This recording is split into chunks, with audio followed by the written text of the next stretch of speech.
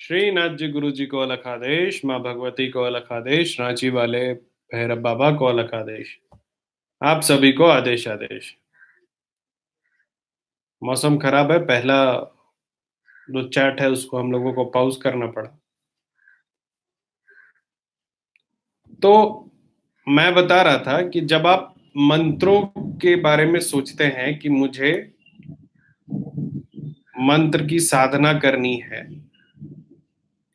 तो मंत्र का व्यवहार आपके प्रति क्या होगा ये आपको जानना चाहिए। आप लोगों के हिसाब से मंत्र सजीव नहीं होता है, मंत्र बोलने की चीज है, लेकिन मंत्र सजीव होता है क्योंकि उसमें वाइब्रेशन होता है, उसमें प्राण होता है। और आप में और मंत्र में समन्वय बैठे ऐसे मंत्रों को चुनना चाहिए। तो कैसे चुनते हैं ऐसा मंत्र? सबसे पहला बात, आपको जानना चाहिए कि कुलाकुल चक्र, कुला कुल चक्र से आप कितने प्रभावित हो रहे हैं। क्या होता है कुलाकुल चक्र? नाम तो बहुत भारी लग रहा है, लेकिन इसका सीधा मतलब है कि आपका कुल और जो मंत्र का कुल है वो एक होना चाहिए।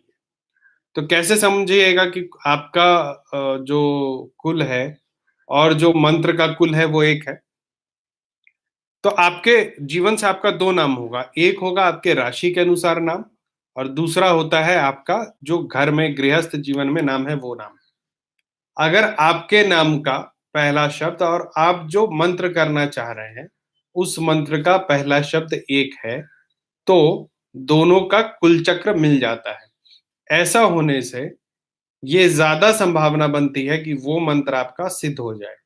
इसमें ज्यादा से ज्यादा जो आपके कुंडली में आपका नाम है, कुंडली में नाम अलग होता है, या फिर कुंडली से जो बताया गया आपका नाम है उस नाम से अगर आपका मंत्र है, आपका नाम है, तो उस अक्षर से शुरू होने वाला मंत्र वो आप करें तो आपके लिए ज्यादा सिद्धिदायक होगा। वो देवता आपके लिए ज्यादा सिद्धिदायक होते हैं। कुलाकुल चक्र पूरा जो है 50 वर्णों का होता है और इसको विभाजित करता है फिर पृथ्वी, जल, अग्नि, वायु और आकाश में। ठीक है। अगर जैसे पृथ्वी में छोटी ऊ से ऊ है, बड़ी ऊ है, अ है, इस तरीके से 4 वर्णों में विभाजित किया गया है। इसके लिए आप लोग अगर गुरु के सानिध्य में है तो उनसे पूछ लेंगे। तो जैसे पृथ्वी तत्व में आपका नाम आ रहा है, ठीक है, और अग्नि तत्व का आप मंत्र करना चाह रहे हैं तो वो संभव नहीं होता है। आप अग्नि तत्व में आपका नाम आ रहा है, जो अक्सर अग्नि तत्व में आते हैं उसमें आपका नाम शुरू हो रहा है, और आप कोशिश करिएगा कि जल तत्व का जो है आप साधना करें, तो वो संभव नहीं होता। जैसे ये रॉकी विक्टर, इनका नाम रॉ से शुरू होता है, तो रॉ जो है वो अग्नि कुलाकुल चक्र में आता है। ठीक है। और मान के चलिए ये भेदन करना चाहे, भौ से भेदन, भेदन जल से है, सौ से होता है स्तंभन, तो स्तंभन करना चाहे, ये जल तत्व है, तो ये जो अगर इनका नाम रॉकी सही में है तो इनसे ये दोनों साधनाएं नहीं हो पाएंगी। ठीक है। इससे अच्छा कि ये कुछ ऐसी साधनाएं करे जैसे आकर्षण, इनसे बिल्कुल होगा। चेटिकी साधना इनसे बिल्कुल होगा। क्यों? क्योंकि इनका कुलाकुल चक्र मिलता है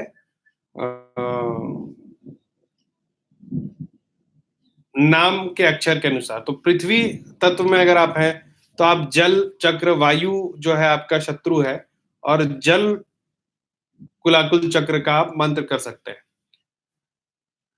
नहीं समझ रहे तो फिर समझाता हूं। वर्णों को आपके नाम से के पहले अक्षर अक्षर से मिलना चाहिए। अगर षटकर्म करना है या फिर किसी भी मंत्र को करना है तो उस विद्या का पहला अक्षर और आपके नाम का पहला अक्षर सेम हो, इसको ध्यान रखें। ठीक है। दूसरा, वर्णों को 5 तत्वों में विभाजित किया गया है। ठीक है। तो आप अगर आपका कुछ और नाम है और आपके आपका वर्ण और मंत्र का वर्ण सेम नहीं है, तो आपको सबसे पहले जानना चाहिए कि आप कुलाकुल चक्र के किस वर्ण में आते हैं। पृथ्वी में आते हैं, जल में आते हैं, अग्नि में आते हैं, वायु में आते हैं, आकाश में आते हैं। अब मान के चलिए कि आपका नाम उ, औ, अ, ग, ज, ड, न, ब, ल, छ इन शब्दों में आता है। आप पृथ्वी कुलाकुल के व्यक्ति हो गए। पृथ्वी कुलाकुल के व्यक्ति हो गए, इसका मतलब है कि आप आकाश और जल कुल का मंत्र कर सकते हैं, वायु कुल का मंत्र आप नहीं कर सकते। तो वायु कुल में कौन कौन सा आता है? तो अ आ ए क च ट त प य स। इसी तरीके से हर पंच तत्व का अपना अपना एक कुल है, ठीक है। और उस कुल का मंत्र आप कर सकते हैं, जो आपका मित्र कुल हो, और जो आपका शत्रु कुल हो उसको आप नहीं कर सकते। तो दो विषय, पहला नाम मिलाइए, दूसरा कुल मिलाइए, ठीक है। इतना करने के बाद फिर राशि चक्र में आता है कि आपका राशि जो है वो उस मंत्र से मिलता है कि नहीं। देखो, गुरु जब आपको मंत्र देते हैं ना तो बड़ा सोच समझ कर देते हैं, ठीक है। राशि मिलाइए, कुल मिलाइए, कुलाकुल मिलाइए, सब मिला करके उसके बाद आपके स्वभाव के अनुसार आपको अग्नेय या सौम्य मंत्र मिलता है। उसमें भी गुरु फिर देखता है कि आपको कूट मंत्र दिया जाए कि अकूट मंत्र दिया जाए। आपके मंत्र का हर एक शब्द जो वर्ण का होता है उसका एक मतलब होता है। जैसे लोग बोलते हैं साबर मंत्र लोकल भाषा में बोला गया, तो उसमें जो शब्दों का चयन है, जो शब्द लाए गए, जैसे कुकरे का चाल बिलारे का छीना एक शब्द है, एक मंत्र है। तो लोगों को लगता है ये तो कुछ भी बोल दिया, लेकिन ये कुछ नहीं बोलते हैं।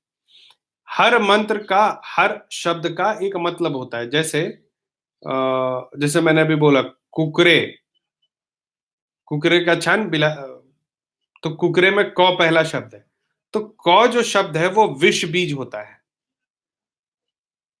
ठीक है। और रॉ जैसे कुकरे, तो जब रॉ का प्रयोग हो गया तो रॉ है वो अग्नि बीज है। मतलब ये मंत्र जिसके लिए बे कुकरे का और बिलारे का छीना, ये बहुत उग्र मंत्र है, ये उग्र मंत्र चलाने के लिए है। समझ में आ रहा है? अब जैसे किसी शब्द का शुरुआत अ से है, ओम, अ ओ ओम, ओम का है, तो अ जो शब्द होता है वो शब्द खुद में मृत्युनाशक होता है, क्योंकि वो वासुदेव का रूप है। आ उसमें लग गया तो आकर्षण करने का, आकर्षण और लोगों को आकर्षित करने के लिए इस बीज का प्रयोग होता है। तो मेरा मतलब है कि हर मंत्र में हर शब्द इंपॉर्टेंट होता है। देखिए शुरू हो गया, लक्ष्मण बुतेकर जी मुंजा सारा बताए।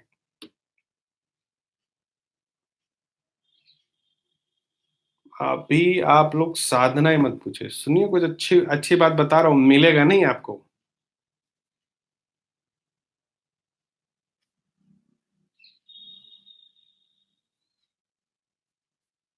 देखो सवाल भी देख लेता हूँ।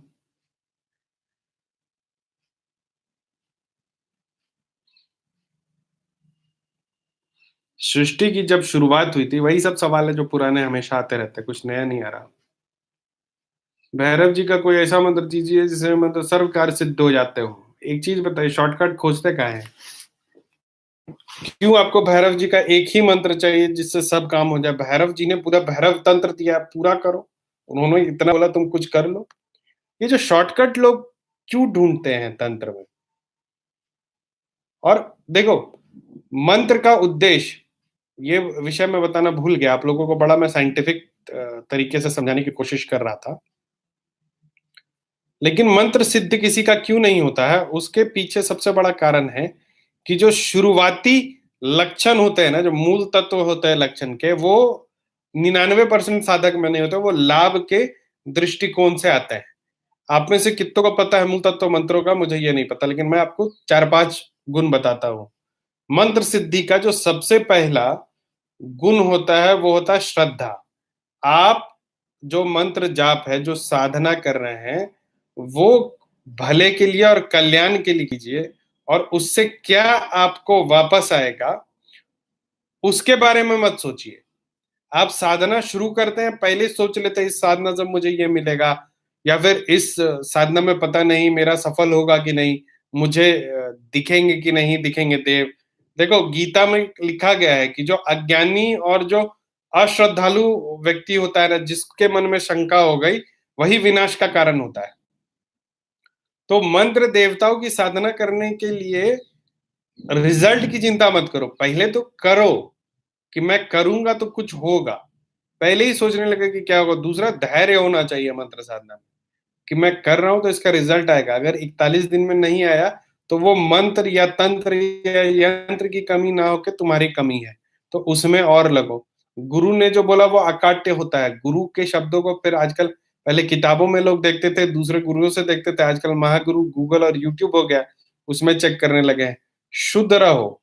शुद्ध रहो मतलब सिर्फ नहाओ मत, मन से शुद्ध रहो। 24 घंटे बिना किसी की शिकायत करे जिंदा रहने की कोशिश करो। 24 घंटे बिना किसी के बारे में बुरा सोचे जो है जिंदा रहने की कोशिश करो। 24 घंटे में अगर ये दोनों कार्य कर लिए तो जीवन जो है तुम्हारा बहुत ही क्या कहते हैं बदल जाएगा। और तीसरा, आसन। आसन को सिद्ध कर लो। आचार विचार तुम्हारे शुद्ध होने चाहिए। तो ये मंत्र दे दो, वो मंत्र दे दो, भैरव जी का मंत्र दे दो जिससे मैं लखपति हो जाऊं, ये सब मत क्या करो। साधना करो।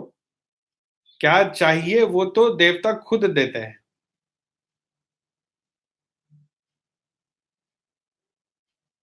ठीक है, अब समझो। अब जैसे मंत्र दे दिया किसी ने कि, जैसे मैंने कल किसी को मंत्र दिया, एक बीज अक्षर दिया। अब अगले ने पूछा भी नहीं कि गुरुजी आपने क्यों बीज दिया है।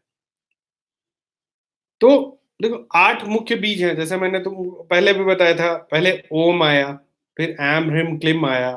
ठीक है, वैसे करके बीज मंत्र बढ़ते चले गए, लेकिन 8 मुख्य बीज माने गए जिसकी साधना आप लोगों को करनी चाहिए। एम जो है पहला बीज है। एम में 3 शब्द मिलते हैं, अ ए म। ये गुरु का बीज होता है। दूसरा जो मुख्य बीज है वो है रिम। रिम में ह र ई म, ये शक्ति बीज है। ठीक है, फिर क्लिम, क ल ई म, क्लिम काली का बीज है। चौथा बीज पता नहीं आप में से कितनों ने सुना होगा, ट्रिम बीज मंत्र है, ट से ट्रिम। ये तेजो बीज मंत्र है। तेजो बीज मंत्र आप में से मैक्सिमम समझेंगे भी नहीं, वो आगे के अध्यात्म की चीज है, जो बढ़ेगा उसको बताऊंगा। फिर स्त्री शांति बीज होता है, स्त्रिम। ये एक बहुत ही प्रभावी मंत्र है कलयुग का, स्त्रिम। ठीक है, फिर क्रिम मंत्र है जो कि योग बीज है। श्रिम मंत्र है महालक्ष्मी का बीज है। और हिलरिम मंत्र है जो कि बगलामुखी के मंत्र को शांत करने के लिए भी किया गया, ये रक्षा बीज होता है। तो ये 8 मुख्य बीज हैं। इनकी इनकी साधना से ही साधना शुरू करनी चाहिए। आपको पहले ही डिसाइड कर लेना चाहिए कि आपको किस लिए बीज चाहिए। गुरु तत्व प्राप्त करना है, शक्ति तत्व प्राप्त करना है, काली तत्व प्राप्त करना है, स्त्री तत्व प्राप्त करना है, योग तत्व को प्राप्त करना है। ठीक है, महालक्ष्मी आपको प्राप्त करनी है, या फिर रक्षा के लिए आप कर रहे हैं। तो जब पहले एकाक्षरी से शुरू करेंगे तो फिर बहुत तरह के और जो है तंत्रों को आप कर पाएंगे। ठीक है,